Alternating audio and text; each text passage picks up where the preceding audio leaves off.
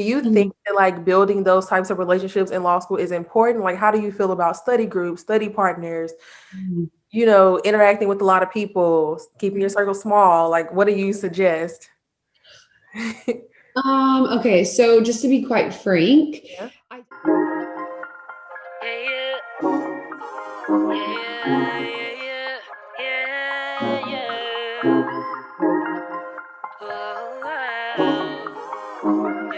Hi guys, I have the ladies from Ladies Who Law School with me today. I'll let them introduce yourselves and then we'll go ahead and go through some questions. So, you guys want to go ahead? Hi guys, I'm Haley Davis. I am a 2L at Oklahoma City University School of Law, and I am super interested in criminal law as well as civil rights. Almost said human rights, kind of the same thing, but also the civil side of criminal aspects, which is a weird whole explaining thing. But yeah, and I grew up in Texas and I went to undergrad at Texas Tech. And yeah, that's about it. Okay. I'm Samantha. I am the co-host for Ladies Who Law School podcast. I was born in Texas, but most of my life I lived overseas. I was an Army brat, so I grew up in South America, and then I came to the States, and then I went to the University of Georgia, where I got my undergrad in political science, and then I ended up in Oklahoma for law school. And as of right now, I really do like criminal law, but I'm not trying to limit myself yet because I think that there are so many opportunities, especially with the podcast. We've been meeting so many lawyers and so many different kinds of areas of the law. So I'm excited to see where I'll end up. Yeah. Do you guys want to be litigators, I'm assuming? Or transactional? Yeah. Okay. I mean, I would love to be in the courtroom. Okay. So anything with the courtroom. Yeah, I 100% want to be a litigator. So, Okay. yeah. That's funny because I definitely think I want to do transactional. I don't know though. I don't know. I started law school 2 months ago. Who knows? That's basically how it goes. Exactly. Okay. So what went into the process of you guys like choosing which law school? Like, how did you decide? How many schools did you apply to? All of that. Yeah, so I applied to only 4 schools. I kept it just the schools that I knew that I would actually like attend. I didn't do any crazy reach schools or anything like that. And I did it based on location. I knew I wanted to stay in a certain area of Texas, or, at least close to where my family lived and where my boyfriend lived at the time. So I kind of went around that way. And I applied to one school that was a little bit further away just because it was my alma mater and I had a good chance of getting in. But I really didn't have intentions of going there. I just kind of was like, okay, I got to see where I can get in. I don't know what's going to happen. So then once I applied and got all my letters back, I only got a scholarship to one place. And I thought, everybody says, go where they give you the money. Like, it's dumb to not do that. Right. So I was like, okay, I'm going to go visit it. And when I did, I was like, okay, I love it. Like, I can move here. I can uproot my life and be long distance with my boyfriend. I can do this here. It's not too far. It's new and everything. So yeah. Okay. I applied to, I'm trying to think, I can't remember the exact number, but I think it was like 7 or 8 schools. Okay. And most of them were in the South because I was in Georgia at the time. So I applied to one school in Georgia, schools in South Carolina, Mississippi, Oklahoma. I actually applied to Oklahoma just because I had family living here, and my mom was like, you should apply, just make your family happy and say you applied in Oklahoma, just say you did it. And I was like, okay, fine, like I'll apply. And so I got into almost every school that I applied to. There was only 2 schools I didn't get into. And the other school I really wanted to go to was in Boston, but then I looked at the tuition and that just wasn't going to work. So then I had a few less options. I had like 4 schools I was going to choose between. And then I decided to visit Oklahoma. And it was basically one day to another. My parents were like, we got you a plane ticket. You're going to go visit that school, just try it out. And I was like, no, like I don't want to. And they were like, go. So I went and then I visited, and right after the tour, I made my decision and posted on Instagram. I was like, I'm going to go here, guys, because I really loved it. And yeah, I think you just know when you visit a school and you feel like it's at home. And I didn't feel like that with any of the other schools I went to. Okay. So yeah. Okay. And did you guys start your podcast like before you started law school, once you guys were there? Because did you guys know each other before law school? No. Yeah. Okay. That's what I thought. Okay.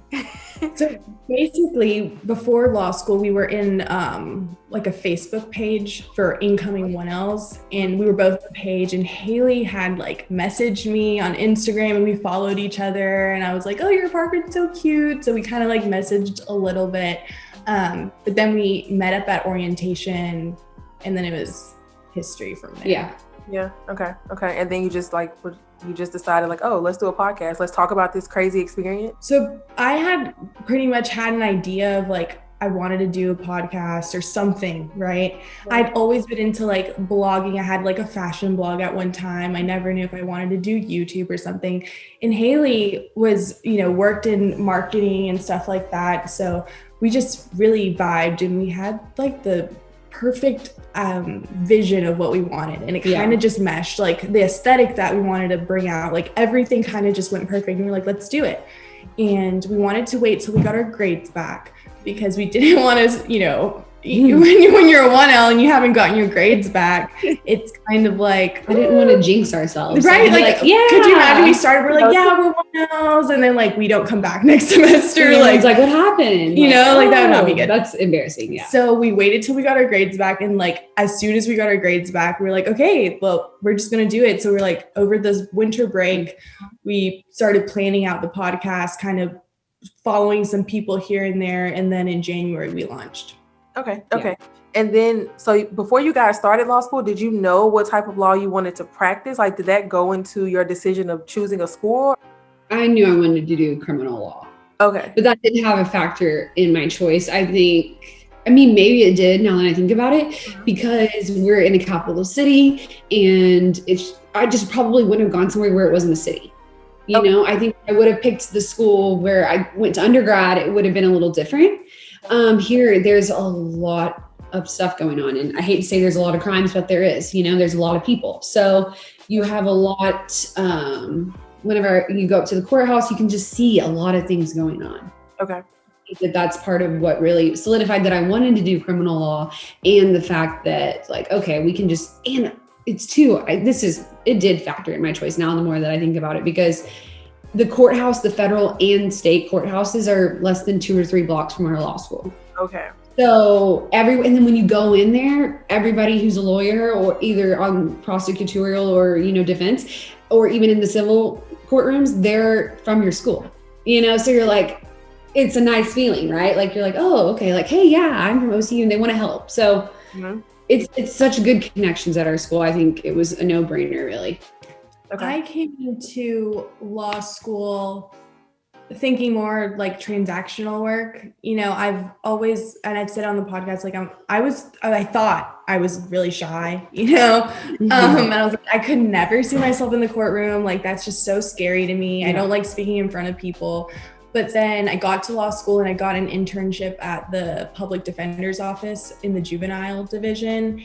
And once I like sat in the court and watched the attorney like do her thing, and just the summer experience that I had, I was like, okay, well, I belong in criminal work, so that's going to be what I want to do. And for now, I really love it. There's so many possibilities, like I said, but my internship really helped me kind of focus in on criminal in general, because it was a great experience. And I think everyone needs to intern somewhere, because that's going to lead you to where you're going to be. For sure. Okay. I have another question that I just thought of, actually. So you guys are like really close, obviously. Do you think that like building those types of relationships in law school is important? Like, how do you feel about study groups, study partners, interacting with a lot of people, keeping your circle small? Like, what do you suggest? Okay, so just to be quite frank, I definitely think it's hard to trust people. This whole environment of law school is competitive and really intimidating, right? And I think that it took some serious communication between us two and our other friend, basically being like, when you were really scared, they were there for me, right? And then when we were also really like feeling that competition, and we looked at each other and we said, we're not going to do this. You know, we're going to support each other because we're all going to end up working together anyways, right? Like grades only matter so much.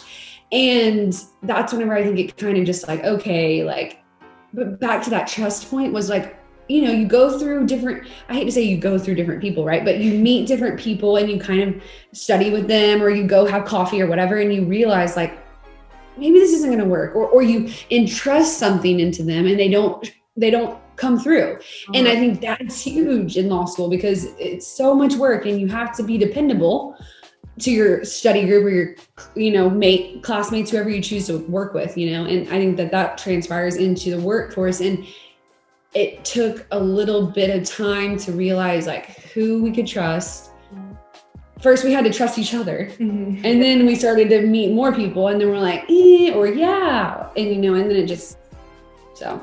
Okay. I think it's really easy for people to kind of, I mean, when you first get to law school, it's like high school. Nobody knows each other. You're kind of just, you know, everyone just gets into little cliques, and that's how it stays for the most part. But like you said, you kind of we had study groups. Well, we have a study group, but a lot of people cycled in and out because sometimes if people didn't pull their weight, you know, that's not necessarily a great thing in law school because, you know, there's so much on the line.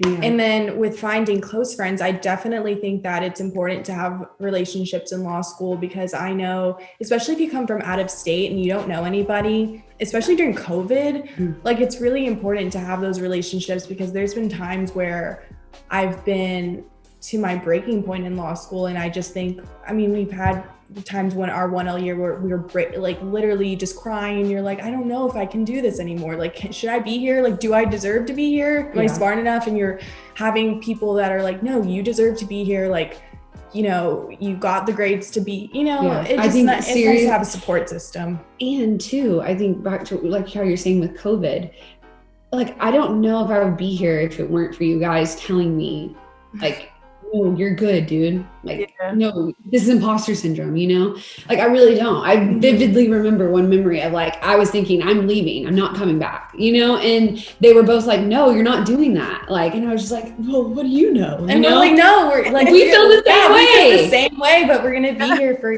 and like, that's the thing. You need to find people that also came to law school for the right reasons. And I feel like those are the people that you're going to really relate to the most because, you know, we came for similar reasons. And I think when you find people like that, your circle it's just so nice. And that like-minded work mentality. I think that is something that once you find someone who understands like, okay, when I say I'm going to do it, I'm going to do it. And you just appreciate stuff like that, right? Like you just appreciate that and you let them know that. And then you just kind of dissipate. And no one likes a flaky person. And in law school, if you're a flake, like, I'm sorry, no one's going to want to be your friend. So just putting that out there. Or your partner in study or anything, you know, not even just friends, but yeah, the whole bit. I have already experienced all of these things. So, okay, I get exactly what you're saying. And you guys, you're hybrid, right? Because I see sometimes you're in person, but you have a class online too, right? Okay. How do you guys like that? It's been crazy.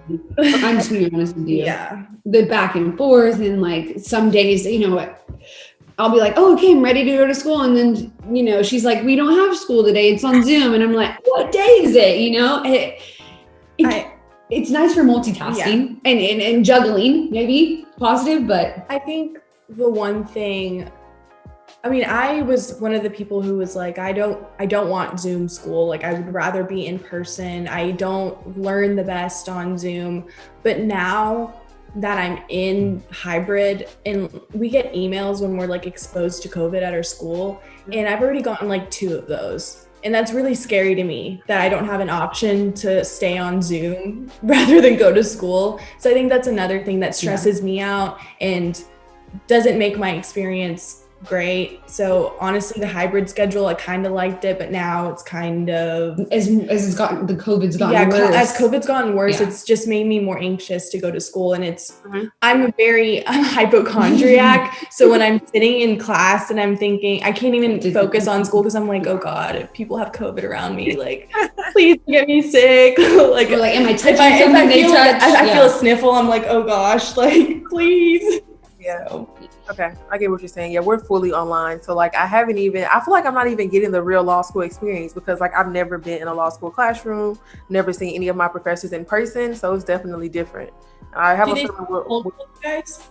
Yeah, they cold call us, but it's kind of weird because it's like, so one professor I have, he goes in reverse alphabetical order. He didn't tell us, but we figured it out. So, you know, and then I have another professor, he literally tells you what day you'll be on call for the entire year. So like you have 3 days.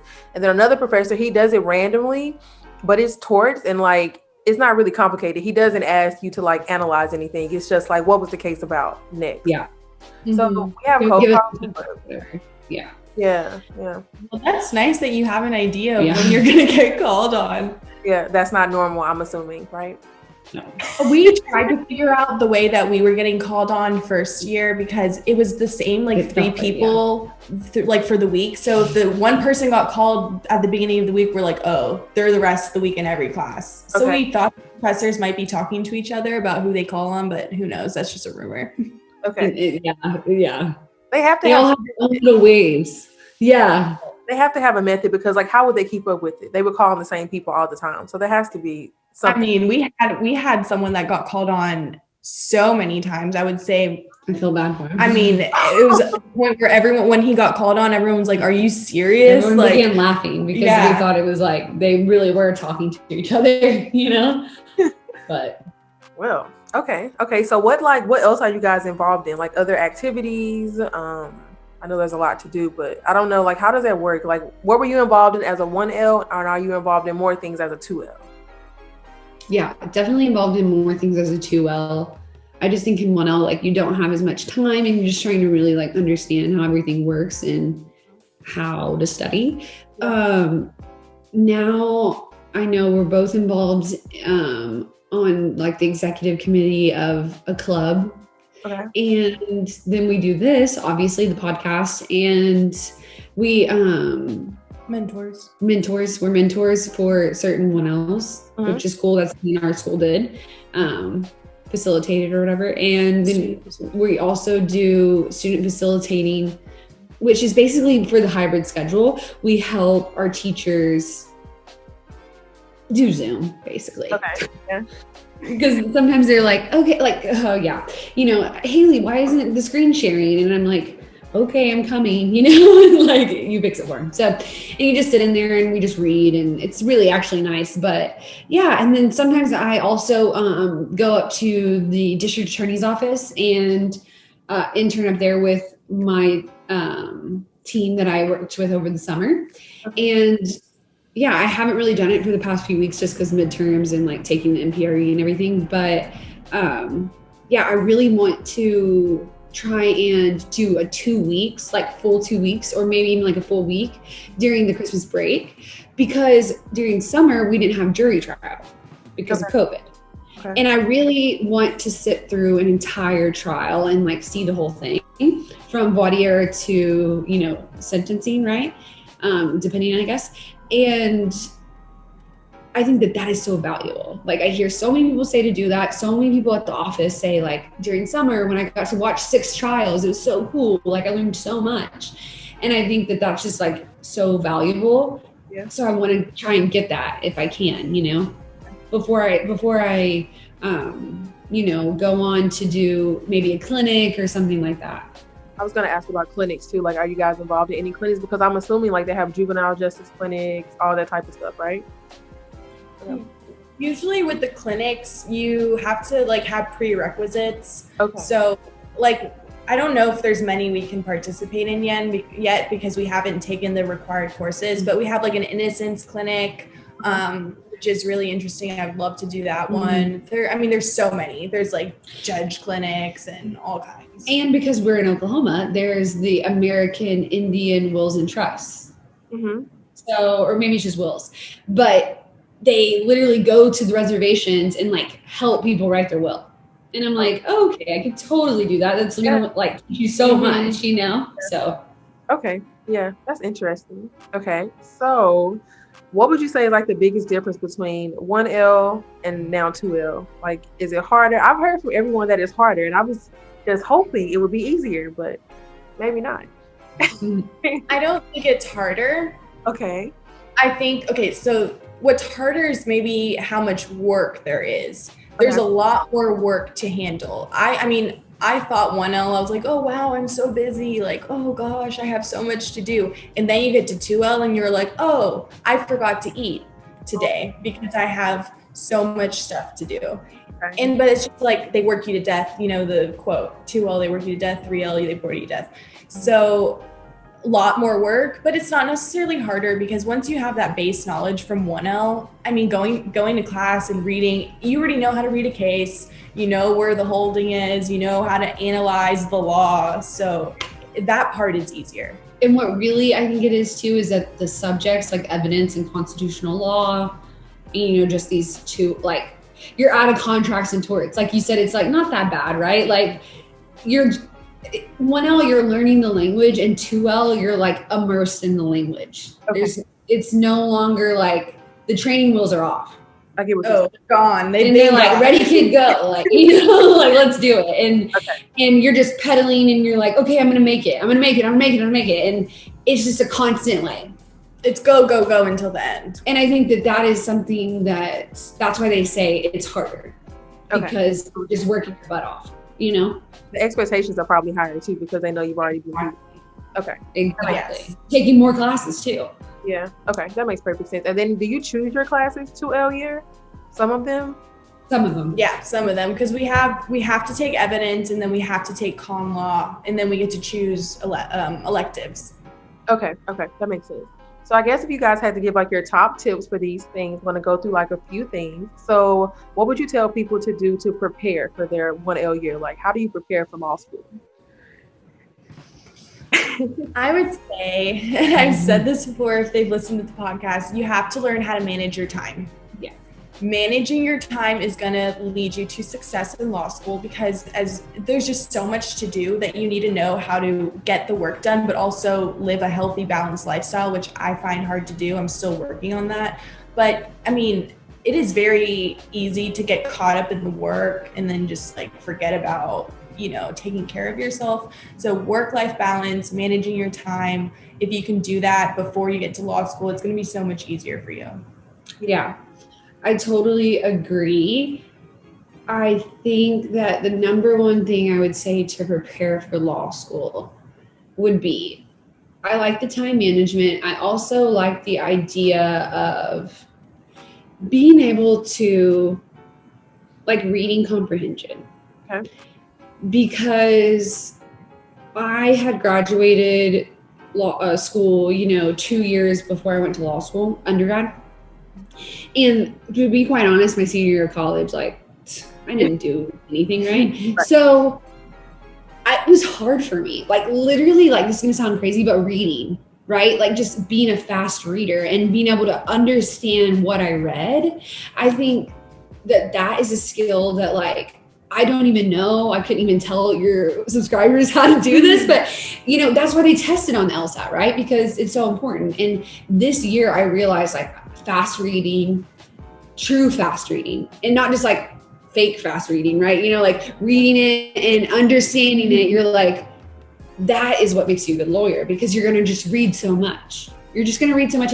But basically just know, and I know I was scared about this. It's like, you're going to read a lot, but it's not so much where you're like, God, I hate reading. Like I think about when I was a kid, you know, and I hated reading, but this is, you almost kind of find like that you nerd out a little, right? Yes. You're like, oh, I like this though, you know? And I think some subjects you're just not going to be about it, you know? And then some you're going to be like, this is awesome. I love reading this. Can I read it again? So I think you just kind of have to get in that mindset. Like I'm going to be reading a lot. It's going to be okay. But also I need to make sure that I continuously get better at this skill.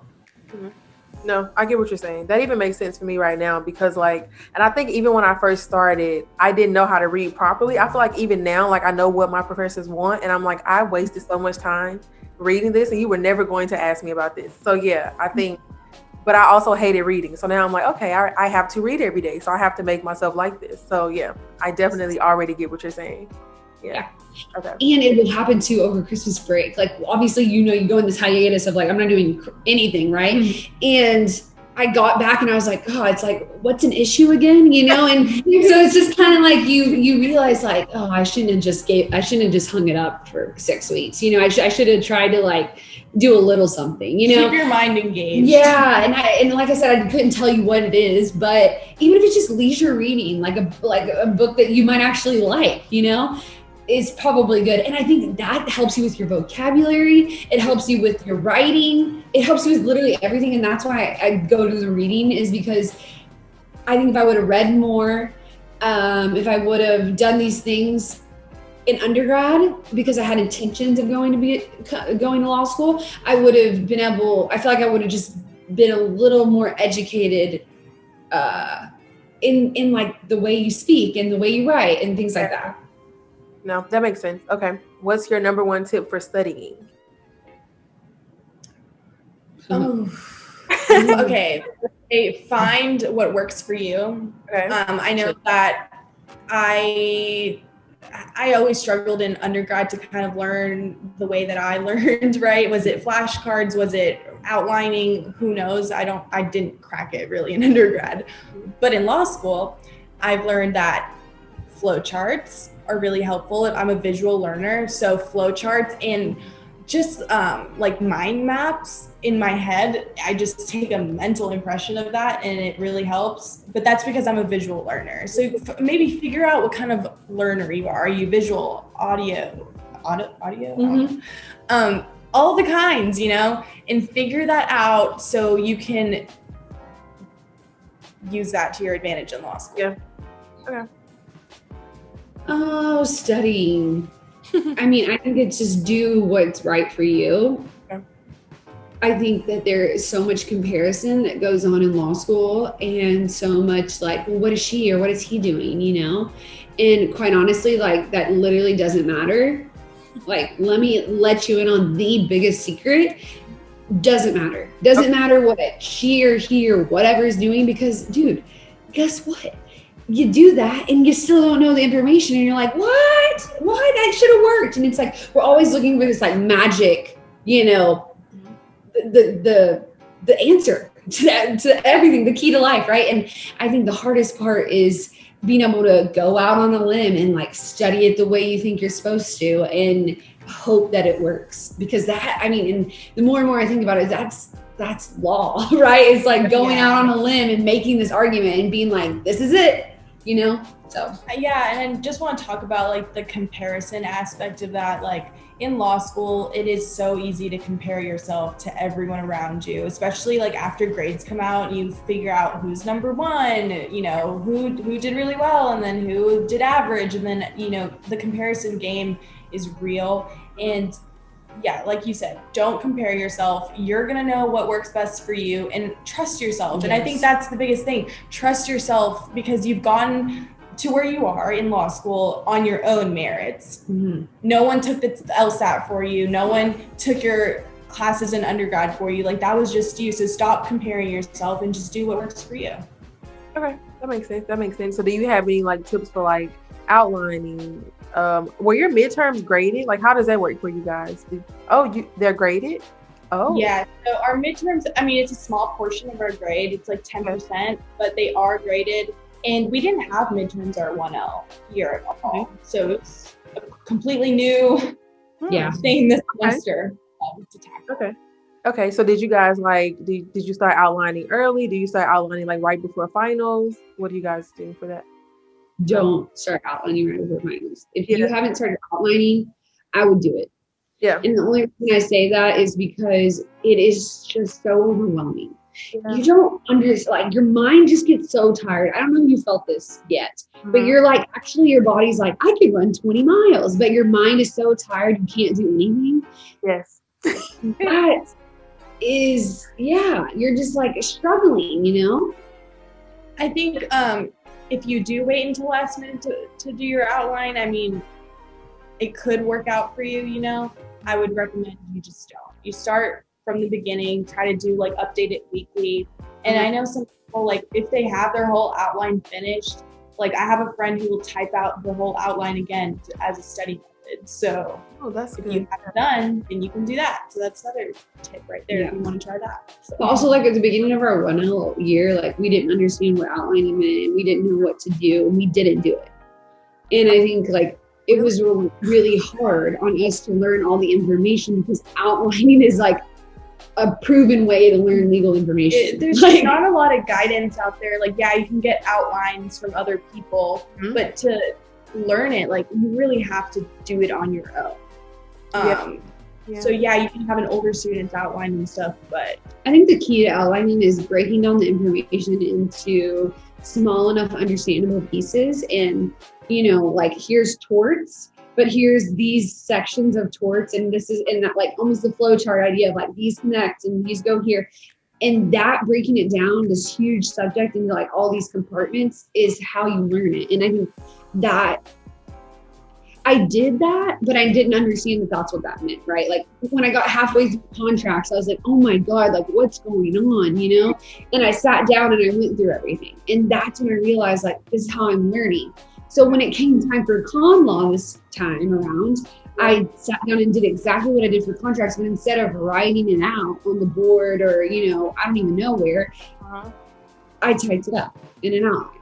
Yeah. So same thing. You're just going about it in a way that you can refer back to. Exactly. Also, this semester I've been taking my notes by hand, but while I'm taking my notes, I kind of form it in an outline way. Like the way that I would put it in my outline is like case, trigger facts, rule, maybe some key vocab words. Like in my notes as I go, I'll already kind of like set it up like an outline. So when I'm gonna outline, it's kind of set up already, and it's not too the hassle to kind of dissect and put in. Okay, no, that makes perfect sense. So what about budgeting? Do you have any tips for that? I know a lot of people are like, how do I live? And I'm like, loans? I mean, yeah. So we're both have student loans and, you know, scholarships, but really, I mean, budgeting, you're going to have to pay for your apartment, most likely, housing, food, things you want to do. With COVID, I guess it's good. You don't have to go out, you know. So I guess that's one expense you don't really have to worry about right now.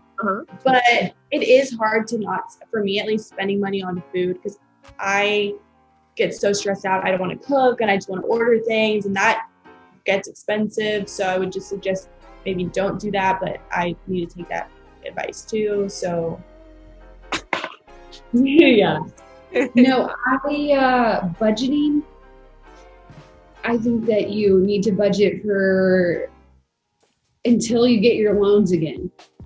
Yep. Yeah. PSA. Okay. Yeah, that's true. Don't forget January or the summer. Yeah. Do not spend all your money 2 months into the school year because by the time December rolls around, the whole month of December, I mean, they don't really count that into your loans usually. So you have from August until November where they give you loans, and that's supposed to cover your expenses. But then you got to think about December and, oh, wait, you don't start school till January something, and that's when you get your loans. So you need to have December rent saved up for, and at least January rent, unless you talk to your apartment complex or wherever, if you can, you know, wait to pay for it. But that's something to take in mind. So if you don't have, you know, a parent that can lend you money for those months, like you might have to just budget even more, like, you know, so it's just something to take into account. Also, you know, the choices on where to live, closer to campus, farther away from campus. It's really cheaper, less money. Yeah. I mean, more expensive.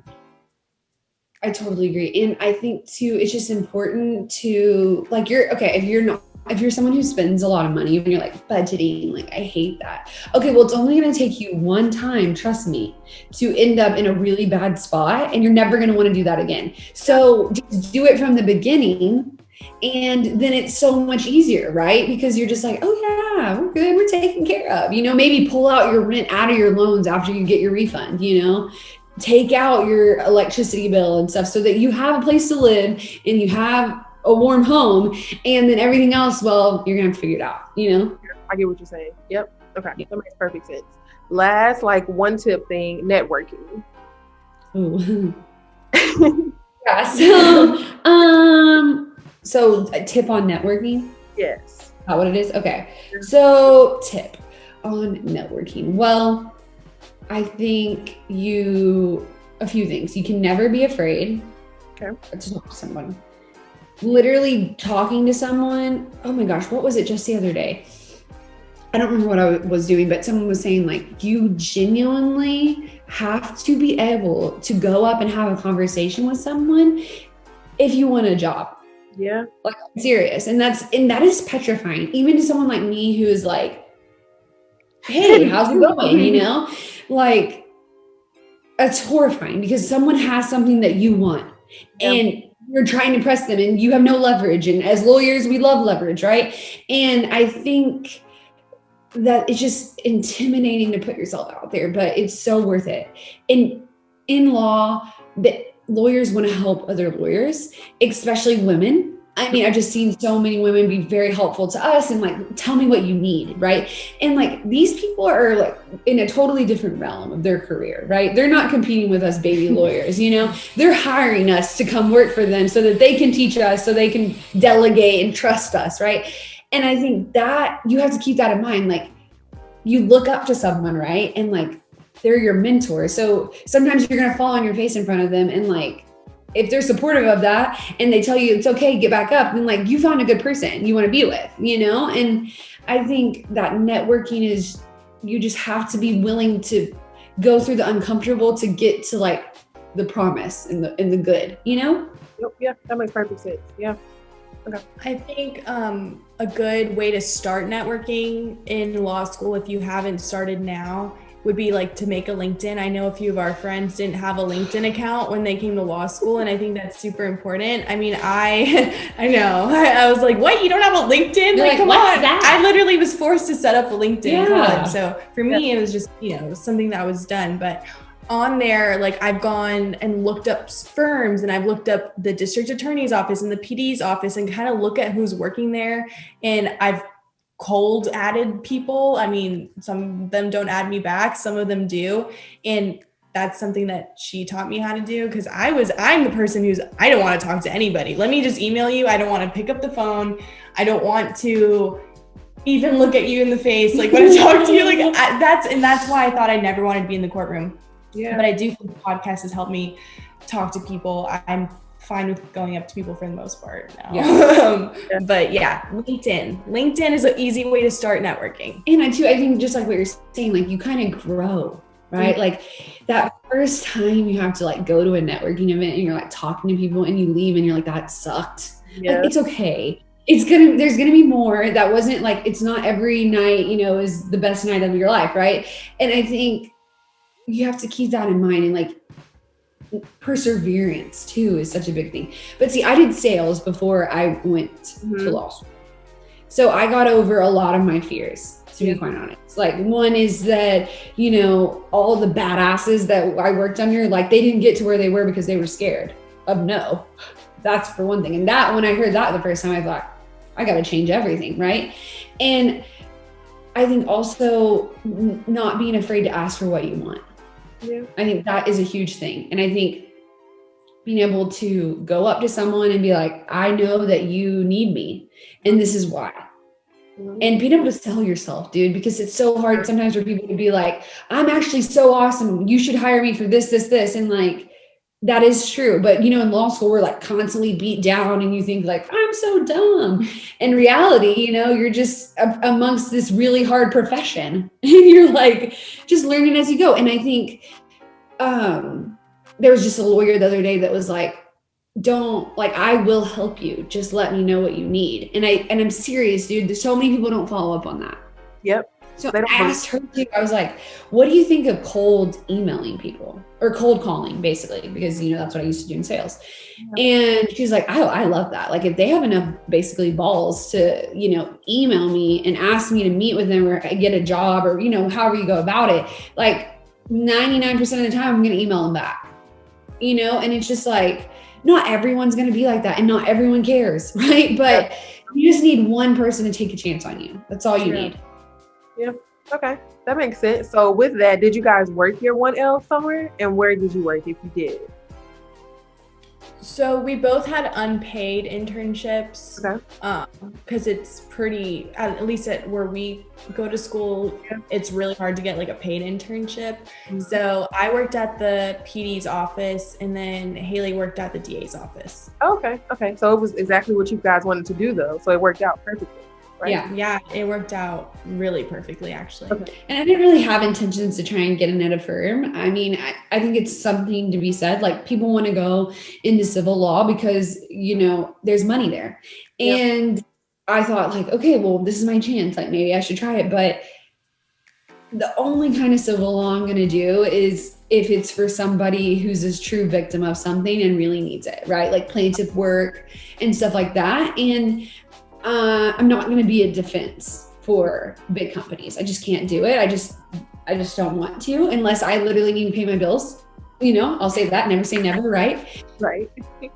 But I just think you kind of get in this, you know, this area or this, something just feels right. You just, you like it, you know, you get giddy about going to work. And I think that that's exciting. And I think that's the best part of working during the summer of your 1L, because you finally get to do something and you're like, this is why I'm killing myself every day at law school, is like, for this. It's awesome. And you learn so much over the summer, no matter where you work. Seriously, though, you learn so much. You get to put whatever you learned in the classroom. You get to see it in person for the first time a lot of times. And you're like, that's what that is? Like, I remember just looking at things, and it'd be about like civil procedure. I'm like, oh, so that's what that was. Because I didn't understand it the whole year, but there it is. So, yeah. Okay, that makes sense. So do you guys like know what you want to do this summer? Are you going to kind of keep it open? Are you going back to the same place? Is it way too early to even know that? I think it's a little early for me personally. I don't know about you. I have some ideas of what I want to do, but I think that, okay, going back to like the cold emailing and all that stuff, like I have work on my end to do for what I want to do. Okay. Makes sense. Yeah. I do know where I want to be, but you know, we'll see. You gotta work. I get yeah. I think I'm gonna aim for maybe a firm or a small firm this summer, just to get that experience, because I want to make sure before I just jump into criminal law that, you know, that's what I want to do. Like to do that. I don't know if it's going to be here in Oklahoma necessarily, because I do have family in Georgia, so we'll see. We'll keep you guys posted. So okay, yes, I'll have like your podcast down below and all that, so, and your Instagram, so people can like follow you and do all that for sure. But I guess like any final thoughts, your last like final tip, your one big thing that you want people to take away from the video? I would say just be confident. If you're a 1L or you're a pre-law student about to go to law school, like, you got it. You have worked hard. You are going to do great. Don't give into the imposter syndrome. You're probably going to, but I'm telling you right now, try not to, because it's a thing, and you'll get out alive and you're going to rock it. Okay. Yeah, I second all of that. And it's a really exciting time, and just try and enjoy it. Try and enjoy the process of, you know, from the LSAT to the end. Also, just realize when you start how much you're learning, and really, you know, take that in and be like, wow, like, this is an awesome opportunity. I'm learning so much, and so many people don't have this opportunity. Like, I think to myself a lot of times when I, you know, just watch TV and you recognize something that nobody else would really, like a lay person might not understand. And you're like, whoa, like, I'm educated. Like, I love that. And so that's just a little nerdy part of why I like it, but I think everyone should really just appreciate how much they're learning. So yeah, well, thank you guys. Thank you, Haley and Samantha. This was very insightful. I'm pretty sure you'll have a lot of people reaching out to you, you know, and asking questions and stuff. And you guys are already giving like so much information. I listened to your podcast. Like, I took a lot of road trips before school started. I'm pretty sure I listened to like your podcast every single day. So yeah, you gave me like a lot of information. Like, I knew about outlining because of you guys. I knew about cold calling. I knew about midterms, like all that type of stuff. I pretty much got the insight from you all. So just letting you know that. That's awesome. Yeah. Well, thank you guys. Thank you guys. Of Thank course. you.